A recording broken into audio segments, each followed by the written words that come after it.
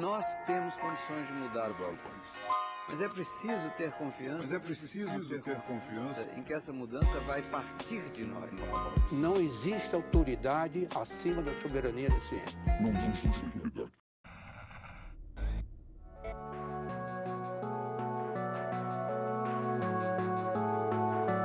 Bem-vindos ao Nós da Nutrição. Aqui quem fala é Pablo Couto e essa é a edição de julho do Quebra-Nozes, um resumo das notícias sobre alimentação e nutrição.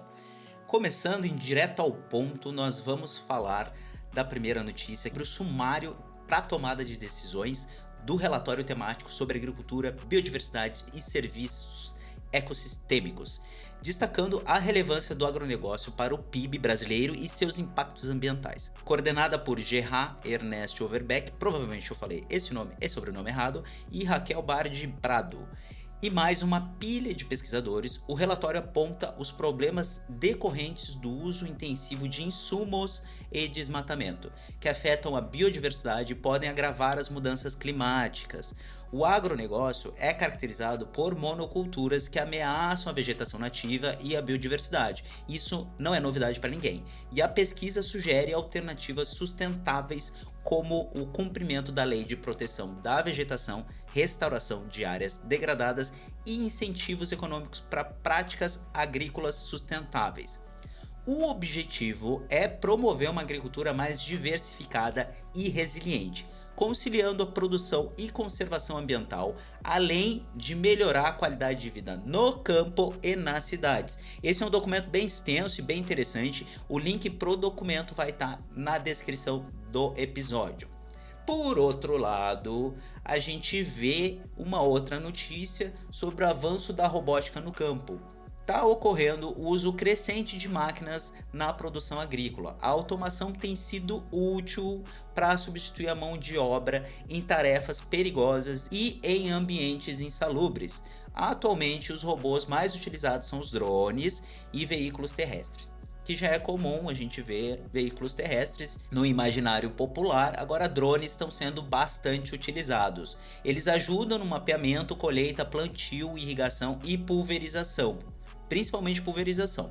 A energia solar é uma solução crescente para essas pessoas que utilizam essas tecnologias, tornando viável para que eles possam utilizar isso em uma prática onde não tem infraestrutura elétrica. Essa tecnologia está se tornando mais acessível com grandes produtores, adotando os drones para mapeamento, pequenos produtores utilizando robôs terrestres, etc.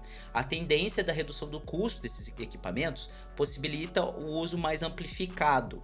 Há também desenvolvimento de robôs modulares capazes de realizar múltiplas tarefas e por aí vai, que nem os tratores que a gente tem que troca uma parte, troca outra, etc.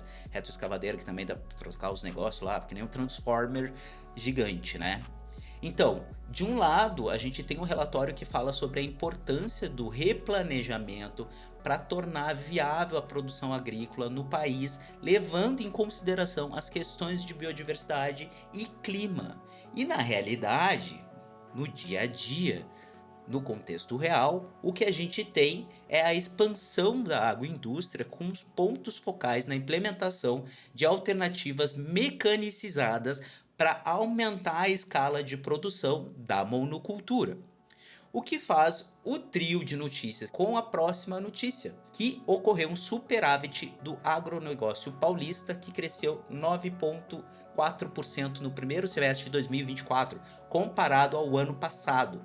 Esses dados são referentes às exportações paulistas, que elas tiveram um aumento de 8,9%, atingindo 14 bilhões, enquanto as importações cresceram 7,3%, resultando em um superávit de 11,22 bilhões. É bastante dinheiro, né? A gente fala de um setor super lucrativo, mas por outro lado também houve uma queda de 16,2% nas exportações de junho em comparação com o ano anterior, devido às reduções das vendas de soja, açúcar e carne bovina. Ou seja, a gente fala de commodities, né? Que é o que a gente estava falando na primeira notícia, que o setor utiliza muito do espaço terrestre para cultivo de commodities, né? O incentivo ocorre só nessas cultivares. Os principais destinos incluíram China, União Europeia e Estados Unidos. No contexto nacional, as exportações do agronegócio brasileiro caíram 0,4%, totalizando 82,39 bilhões, com um superávit de 72,88 bilhões de dólares. Os principais produtores e exportadores incluíram soja, carne e açúcar, como a gente já tinha falado anteriormente. O Rio Grande do Sul precisa de ajuda, e tu pode ajudar doando, divulgando campanhas e se informando. Aqui indicamos o Fundo Crioula. O Fundo Crioula é uma ação que surgiu em função dos impactos ambientais que o povo negro gaúcho vem enfrentando pelo racismo ambiental e das mudanças climáticas. As doações serão destinadas a povos tradicionais de matriz africana, comunidades quilombolas, famílias negras periféricas e animais que também precisam da nossa atenção e solidariedade.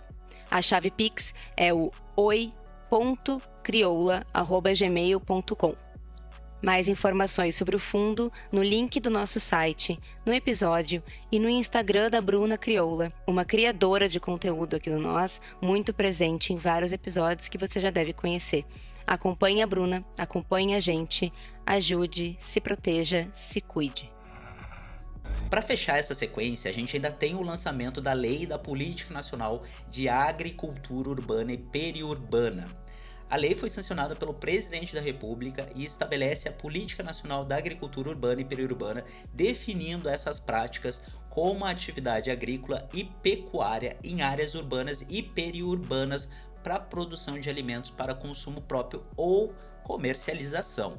A política tem como objetivo principal aumentar a segurança alimentar de populações vulneráveis, ocupar áreas ociosas, gerar renda e integrar a produção de alimentos e programas públicos para promover práticas sustentáveis como a reciclagem de resíduos orgânicos. A execução da política ela vai ser descentralizada, envolvendo cooperação entre diferentes níveis do governo e sociedade civil.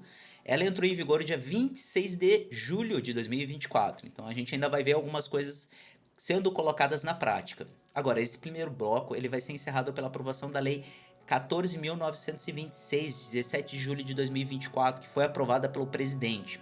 Ela determina que a partir de 2025 as escolas brasileiras devem incluir os temas de mudança climática e proteção à biodiversidade nos currículos escolares. Esta lei, ela altera a Política Nacional de Educação Ambiental, a Lei número 9.795 de 1999, e foi baseada na PL 6.230 de 2023, que foi aprovada pelo Senado em junho. As instituições de ensino terão 120 dias para se adaptar. A lei ela visa incentivar os alunos a participar de ações de prevenção e mitigação dos impactos climáticos, garantindo que a educação básica e superior aborde os riscos e emergências socioambientais, o que é uma coisa bem legal. A gente já tem no âmbito escolar o Programa Saúde na Escola, que tem dentro de suas temáticas a possibilidade de trabalhar esse tipo de tema.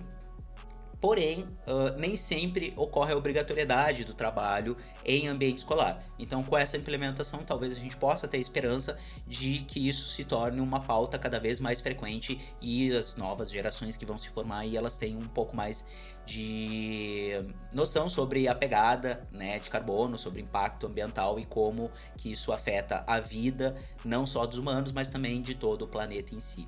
Agora a gente tem as coisas de julho que foram publicadas no Nossa Nutrição e a gente teve o episódio da Luísa Laporta sobre exercício físico e consciência sensorial.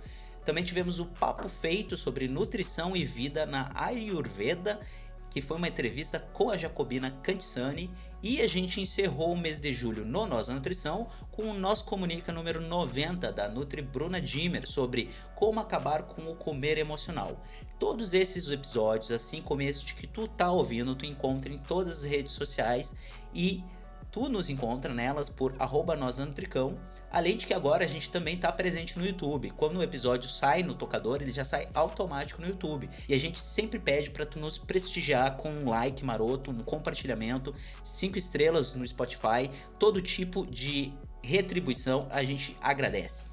Voltando para o nosso bloco de notícias e começando a segunda parte, a gente vai falar sobre o mapa da fome que foi divulgado pela ONU, onde a insegurança alimentar severa cai para 85% no Brasil em 2023.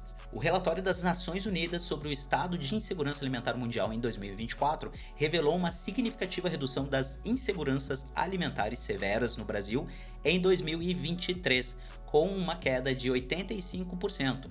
Isso significa que 14,7 milhões de pessoas deixaram de passar fome, reduzindo a proporção da população em uma situação de insegurança alimentar severa de 8% para 1,2%.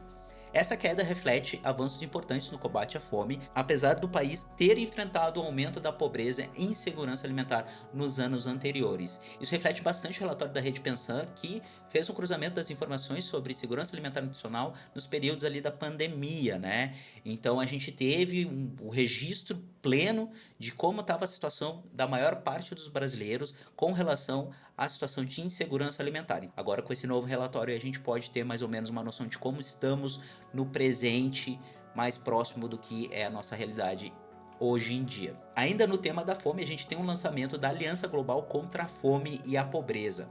Essa aliança foi proposta pelo Brasil. Agora toca aí aquele lance Brasil! E foi aprovada por aclamação durante o encontro no G20, no Rio de Janeiro. É uma iniciativa que contará com uma estrutura operacional simples, com escritório no Brasil e na Roma, que é a sede da FAO. O Brasil se comprometeu a custear metade dos recursos necessários. A adesão à aliança é voluntária, mediante a apresentação de uma declaração de compromisso que delineia diretrizes gerais e adaptações específicas de cada membro.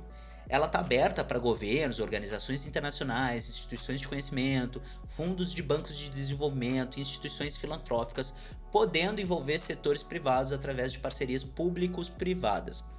Os países aderentes poderão implementar as propostas de políticas e programas da aliança, recebendo apoio técnico, político, financeiro dos membros. O Banco Mundial e o BIRD apoiam formalmente a iniciativa. A aliança foi desenvolvida através de um processo colaborativo ao longo do ano, coordenado pelo Brasil, que atualmente preside o G20. Olha só que honra, não é mesmo? Agora a gente vai falar de uma outra parte da ciência da alimentação e nutrição. E aí, será que a gente vai calcular? Será que a gente não vai calcular? A Associação Europeia, ela publicou um estudo sobre a obesidade e ela sugere que o índice de massa corporal, por si só, não é suficiente para diagnosticar a obesidade de forma precisa. Olha só que novidade, né? A gente, na prática clínica, a gente meio que percebe isso, não é mesmo? Eu não sei vocês. Se vocês concordam, discordam, deixem um comentário lá na publicação desse episódio. Qual é a opinião de vocês sobre isso? Se realmente é possível ter uma noção de que o IMC ele é incapaz de dar essa noção sobre a obesidade. A gente já falou algumas vezes aqui no Nós da Nutrição sobre isso, hein? Fica aí a dica. Em um estudo publicado na Nature Medicine, a EASO, que é a Associação Europeia para Estudo da Obesidade, ela propõe incluir a circunferência abdominal e aspectos psicológicos na avaliação.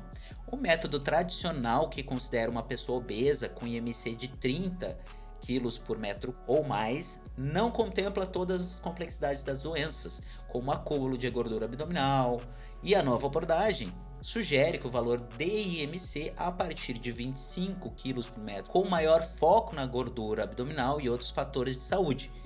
As recomendações de tratamento, como mudanças no estilo de vida, permanecem inalteradas. Então a gente ainda vai ver como é que isso vai se desdobrar e a gente possivelmente vai ter uma atualização na forma como a gente interpreta esses dados clínicos. Isso é bem interessante porque, de fato, o IMC ele muitas vezes serve como um estereótipo e não como um marcador.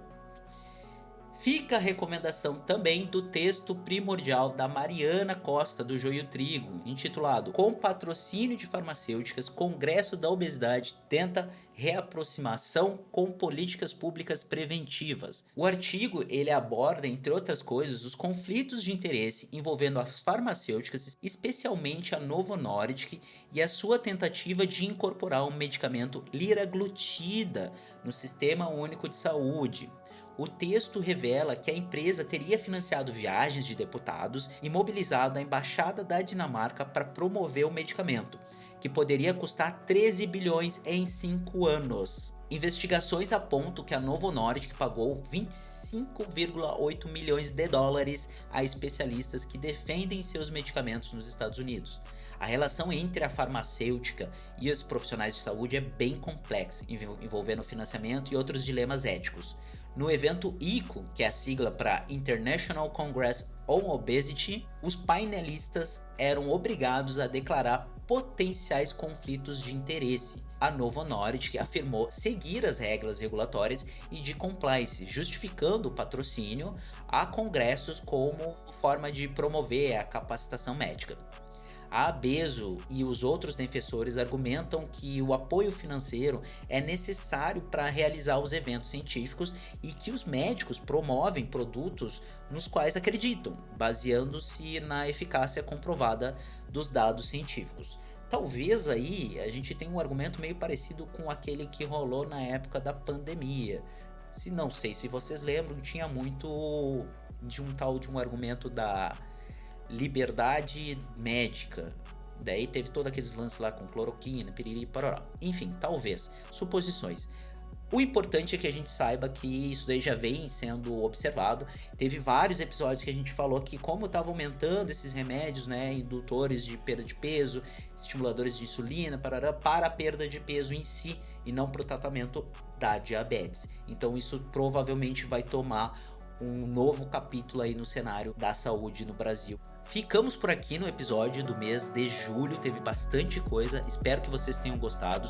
Eu agradeço quem ficou até o final e um beijo para todas, a todos e tchau!